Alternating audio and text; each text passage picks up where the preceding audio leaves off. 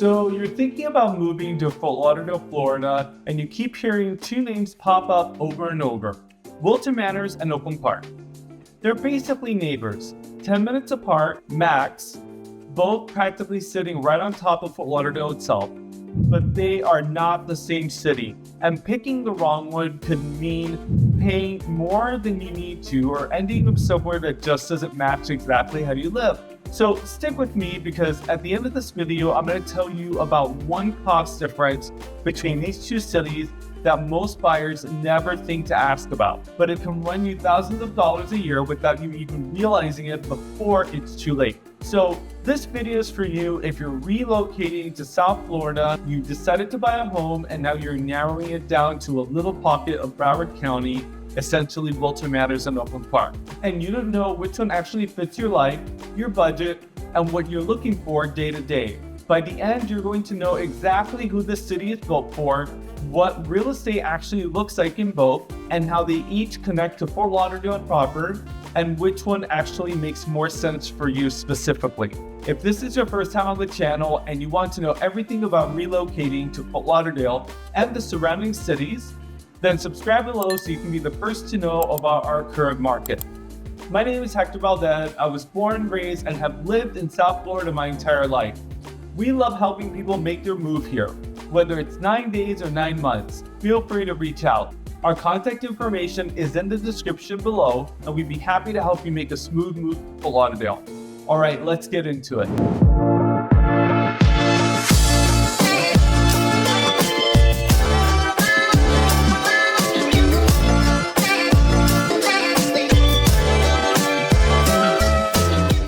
So let's start with the overall feel of each city because honestly, this is where the two cities are the most different. Wilton Manors is 2 square miles, that's about it. It's also known as South Florida's LGBTQ+ capital.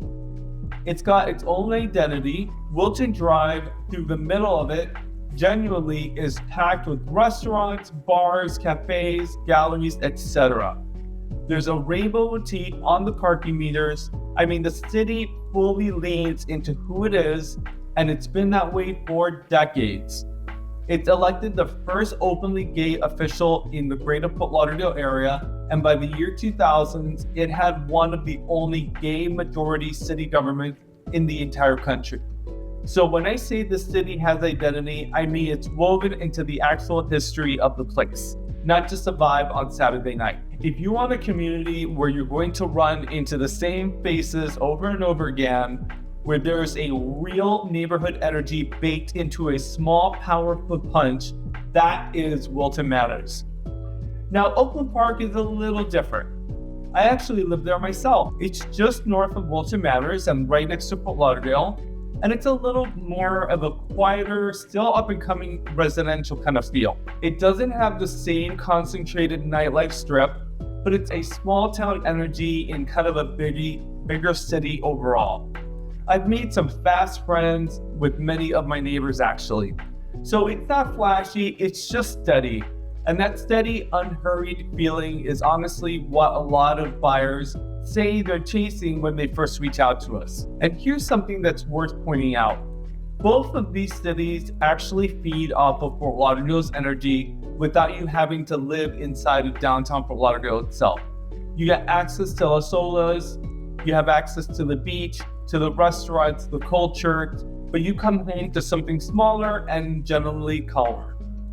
That's honestly one of the biggest reasons people are relocating from bigger, more chaotic markets, and they end up loving this pocket of Broward County. Have you thought about what kind of community you actually want to come home to every single day? Because that answer alone can point you towards one of these cities pretty fast. All right, so here is where most people get this wrong. They pick a city because of a beautiful house, not because of how the city actually feels like on a day-to-day basis. So let's talk about price next, because this is actually a huge deciding factor for most of you. So Wilton Manors real estate has genuinely taken off over the last 5 years or so. Median home prices have climbed way past $700,000 and are still rising. The city actually breaks down into 3 pockets: East Wilton, also called Coral Estates, is mostly waterfront and is really tough to find anything under $1 million there. If you're looking for new construction, 4-bedrooms, 4-bath homes on the water, you'll end up north of $1 million for some of the nice ones.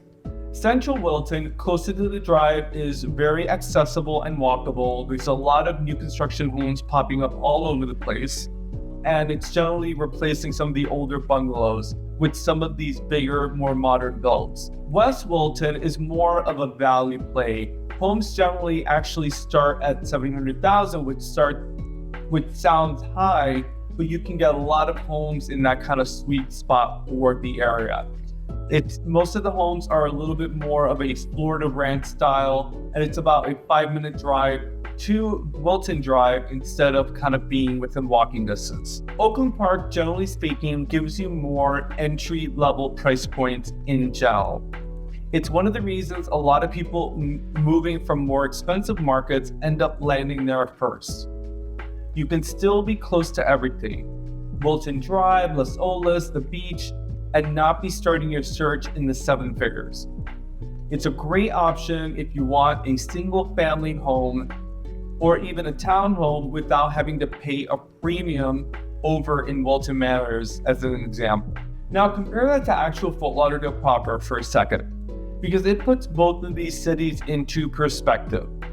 If you want to be right in downtown Fort Lauderdale or on the water in the middle of the action, you're going to be paying a serious premium, often well above what either Wilton Manors or Oakland Park is asking.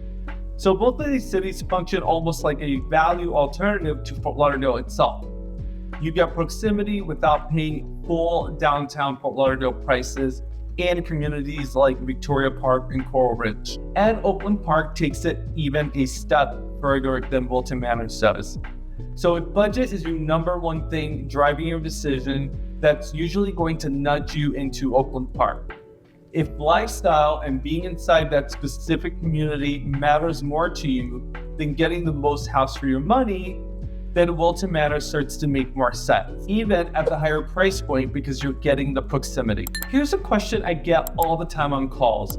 Which one is really and truly more accessible and walkable? We're going to get into that next. Wilton Manors is genuinely one of the most accessible and walkable streets in the greater Fort Lauderdale area. There are cafes, restaurants, boutiques, nightlife, all within just a few blocks. If you live in Central or East Wilton, you can easily walk to dinner, walk to a bar, and then walk back home. At night, the street completely changes. It comes alive, people are out, there's an actual buzz to it. It's the kind of street where you can genuinely run into the same people multiple times in 1 week, which is honestly rare these days, especially in South Florida. Oakland Park doesn't have that same single accessible corridor, but you're never far from it. You do have a small downtown in Oakland Park, but it's relatively small with a few restaurants. It's the Culinary Arts District. Luckily, most of Oakland Park is really only about a 10-minute drive or less to Wilton Drive, and a similar distance to Fort Lauderdale's downtown and Las Olas being only 15 or 20 minutes. So you trade an accessible main street for a quieter, more suburban day-to-day, with everything else just being a short drive away. And this is where we'll bring in Las Olas for comparison, because a lot of you already know that name. Las Olas in downtown Fort Lauderdale is one of the most accessible boulevards in the whole area. Restaurants, boutiques, it's beautiful just to stroll down. Wilton Drive gives you a similar kind of energy, just on a smaller and more diverse and more residential scale. And honestly, a lot less touristy. Oakland Park doesn't try to compete with either of those strips directly. It sits just close enough that you can enjoy both whenever you want, without living in the middle of tons of noise every single day. If you're the type of person that wants to step outside and be in the middle of it, Wilton Manors wins that one time and time again. But if you want a quieter home base and you're fine driving 10 minutes to get to the same restaurant, Oakland Park will definitely get you there. If you fix this one decision, accessible versus a short drive, your whole relocation plan gets a lot easier to build around. All right, so let's talk about location and commute next.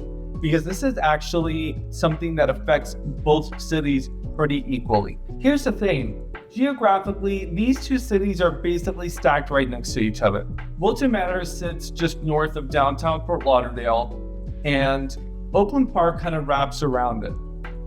Both give you quick access to I-95, both put you close to the beach, the airport, and Fort Lauderdale's downtown core. So commute-wise, honestly, it's kind of a wash. From either city, you're looking at a pretty easy stretch into downtown Fort Lauderdale, a short hop to Fort Lauderdale Beach. I always tell people relocating here, once you're anywhere inside of Wilton Manors, Oakland Park, and Fort Lauderdale, essentially that triangle, you've basically solved your commute problem for daily errands and getting to the beach or getting to the airport. Makes life a lot simpler with that aspect resolved. So commute-wise, you're not picking one over the other. Because of drive times to work or to the airport, this decision really comes down to what's inside of each city and not how far everything else is. Let's talk about something that a lot of you actually have messaged me about. What day-to-day life is actually like in each particular city. So a lot of buyers I work with aren't just thinking about the fun stuff. They're thinking about the boring stuff too, right? Like, where's the supermarket? How easy is it to run errands? What's the vibe for family and kids? In Oakland Park, it's very much a run to Publix and be back in 15 minutes kind of setup. I know because my husband does it all the time. It's more of a residential, a little bit more spread out, and honestly, that kind of makes daily errands really easy because you're not fighting foot traffic or nightlife crowds to grab groceries. It tends to skew a little bit more towards buyers who want a traditional suburban rhythm to their week, even though you're just minutes from the city. Wilton Manors can still do that, but it leans a little bit more towards being close to the action. Just given how the city's identity is built around Wilton Drive and that accessibility to nightlife. That doesn't mean that families don't live in Wilton Manors. Plenty do. It's just not the first thing that defines a city the way Oakland Park does. So if you're relocating with kids, or you just want that quieter, more traditional day-to-day flow, that's usually going to tip things typically towards Oakland Park. If your day-to-day priority is being close to restaurant, nightlife, and that accessible community feel, Wilton Manors is going to serve you better. All right, so let's bring all of this together and talk about who each city is actually built for. So Wilton Manors is built for someone who wants to be part of a tight, specific community, especially if you're part of the LGBTQ+ community. This city has decades of history and identity built around that. It's also great if accessibility and nightlife are a priority, or if you're comfortable paying a premium to be inside of it. Oakland Park is built for someone who wants proximity to all of that. Wilton Drive, downtown Fort Lauderdale, Las Olas, the beach, without needing to live directly on top of it. It tends to work well with families, for people prioritizing value, for a quieter home base, and still wanting that same easy access to everything Broward County has to offer, and for that matter, the greater Fort Lauderdale area. So neither one of these cities is really the better city. They're just built for different people. And that's really the whole point of this video, figuring out which one you're actually for. All right, so next up, we're going to talk about parks, water, and outdoor life. So Wilton Manors is technically an island. The Middle River essentially encircles the entire city. And because of that, there's this whole outdoor side to Wilton Manors that people don't think about when they picture an accessible, nightlife-driven city. Places like Colehatchee Park let you actually launch a kayak or a canoe right on the river, and there's a paddling trail that encircles the entire city if you want to make a full loop. It's actually pretty cool. I've had a lot of friends do it and they absolutely love it. Richardson Historic Park is another great one, tucked just off of Wilton Drive with walking trails, a historic house on the property, and it's genuinely quiet there, even though you're minutes from all the noise of Wilton Drive. So Wilton Manors gives you this interesting mix of accessible nightlife on one side and then quiet nature on the water on the other. Oakland Park doesn't really have that same type of accessibility in terms of getting on a canal with a kayak trail but it does make up for it in more of a traditional green space and kind of bigger residential lot in general in the neighborhoods.